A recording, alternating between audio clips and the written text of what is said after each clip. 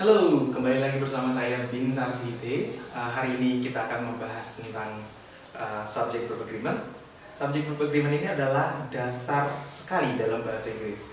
Jadi bagi kamu yang ingin mempelajari bahasa Inggris, kamu sudah berada di channel yang tepat. Oke, sebelum kita masuk ke pengenalan subject verb agreement-nya, pertama sekali kita harus memahami dulu ada berapa pronoun dalam bahasa Inggris. Sebenarnya pronoun ini dibagi menjadi beberapa kategori. Ada subject pronoun, ada object pronoun, ada possessive pronoun. Lalu pada saat kapan kita akan menggunakan subject pronoun, pada saat kapan kita menggunakan possessive pronoun, pada saat kapan juga kita menggunakan object pronoun. Nah, kita akan bahas lebih lanjut, lebih detail nanti di video saya selanjutnya. Untuk saat ini kita akan mempelajari tentang subject agreement, yaitu yang subject pronoun. Oke, subjective pronoun.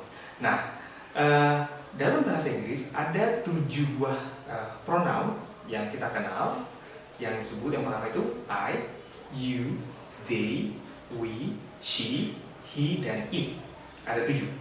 Nah, tapi mereka ketujuh ini dibagi menjadi 3 kelompok biasanya. Saya membaginya menjadi I, satu kelompok, individu, lalu you, they, we menjadi kelompok kedua, dan she, he, it menjadi kelompok ketiga.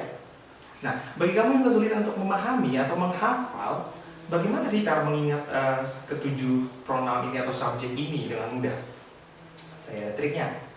Saya mengingatnya dengan mengkombinasikan kata per kata atau bagian dari kata, masing-masing kata menjadi satu kesatuan yang utuh seperti menjadi nama. Saya lebih senang menyebutnya menjadi ayu, dewi, si, ite. Buat saya itu akan sangat mudah untuk saya hafal.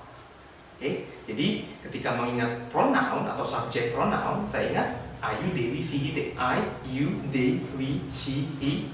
Sebenarnya sih it ya, tapi saya lebih senang menggunakan kata t karena biar pas gitu dengan kebetulan karena marga saya juga marga si, ite, jadi lebih pas. Jadi dengan kita menghafal pronoun tersebut, sudah kita hafal, maka akan lebih mudah untuk kita masuk ke tahap selanjutnya. Apa tahap selanjutnya adalah mengetahui kesepakatan yang terjadi yang seperti judul kita subject verb agreement.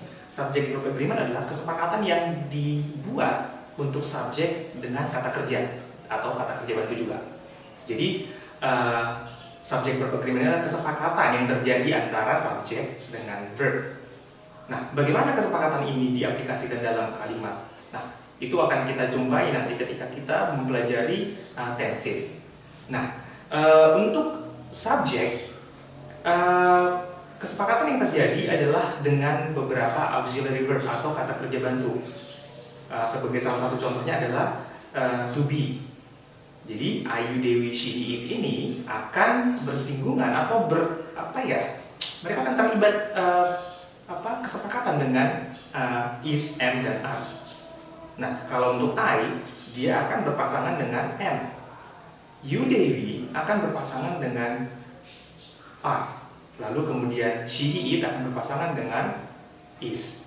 Nah, am, is, are adalah bentuk present atau bentuk saat ininya dari to be. Jadi kalau kamu tahu to be adalah is, am, are, maka bentuk presentnya ya yang is, am, are tersebut. Lalu apa bentuk pastinya? Kalau am, dia bentuk pastinya atau bentuk lampaunya adalah was. Kalau untuk are, bentuk lampaunya adalah were, dan untuk is, bentuk lampaunya adalah was, sama dengan yang am. Nah, untuk apa kita pelajari ini sebenarnya? Untuk seberapa penting subject verb agreement ini untuk dipelajari, terutama untuk am, is, are ini? Karena kita baru masuk ke satu saja. Nanti kita akan lanjut ke verb yang berikutnya. Nah, kalau kita menggunakan I dengan to be yang salah, maka maknanya akan menjadi salah. Atau dalam kaidah-kaidah bahasa Inggris itu menjadi salah. Begitu. Nah, sama seperti you pun tidak boleh bertukar. Jadi kalau kita mempelajari bahasa Inggris ini, ada subjek I yang sudah sepakat mereka akan berpasangan dengan I berpasangan dengan am, lalu you, they berpasangan dengan are, lalu kemudian she berpasangan dengan is, maka mereka tidak boleh bertukar. Begitu. Jadi I tidak boleh menggunakan is atau they tidak boleh menggunakan am. Mereka sudah punya pasangannya masing-masing yang sudah di-assign. yang sudah ditetapkan. Jadi mereka tidak boleh bertukar. Itu kuncinya pertama. Nah, hal tersebut juga berlaku untuk auxiliary verb yang lain. Contohnya do. Kalau kalian sering dengar kata do dan does, do dan does ini sering muncul di kalimat. Nah, untuk I itu menggunakan do atau berpasangan dengan do.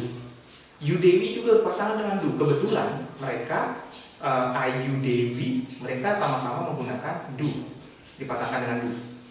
Lalu he, she, it dipasangkan dengan does.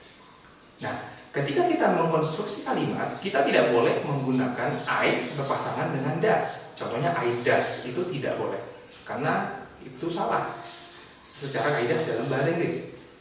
Yang tepat itu adalah I do, you do, we do, they do. Oke, we do. Nah, untuk bentuk presentnya adalah do dan does. Nah, bagaimana dengan bentuk pastnya, bentuk lampaunya? Bentuk lampau dari do dan does adalah did. Jadi kebetulan semuanya sama. Jadi I, you, they, she, it, semua subjek pronoun ini menggunakan kata kerja yang sama ketika itu dalam bentuk lampau, yaitu did. I did, you did, they did, we did, she did, he did, dan it did. Jadi sama. Oke? Nah, lalu kemudian apa kata kerja bantu berikutnya? Kata kerja bantu berikutnya adalah kata kerja have dan has. Sebenarnya di sini untuk subject verb agreement bisa dua. Yang pertama dia bisa berfungsi sebagai kata kerjanya, yang kedua dia bisa berfungsi sebagai kata kerja bantu. Nah, kata kerjanya kalau have itu kan berarti mempunyai. Kalau di kata kerja bantunya have itu nanti akan terkait dengan struktur kalimat di perfect tense. Nah, kita ada have dan has. Mungkin kalian beberapa masih kebingungan atau masih kadang-kadang salah menempatkan kapan saya menggunakan have, kapan saya menggunakan has. Oke, lebih jelasnya I, you, they, we menggunakan have, harus berpasangan dengan have. Sementara she, it harus berpasangan dengan has, tidak boleh bertukar. She tidak boleh menggunakan kata have, misalnya she have, itu salah. It have, salah. Atau bahkan sebaliknya, I has, they has, itu juga tidak benar. Jadi yang benar itu adalah sesuai dengan pasangannya, dan itu tidak akan berubah sampai kapanpun. Jadi pola ini tetap sama sampai kapanpun kamu pelajari bahasa Inggris, ini akan tetap sama. Lalu bentuk lampaunya apa? Bentuk lampaunya kebetulan sama, had. Jadi semua subjek ini menggunakan bentuk lampau yang sama untuk kata have dan has, yaitu had.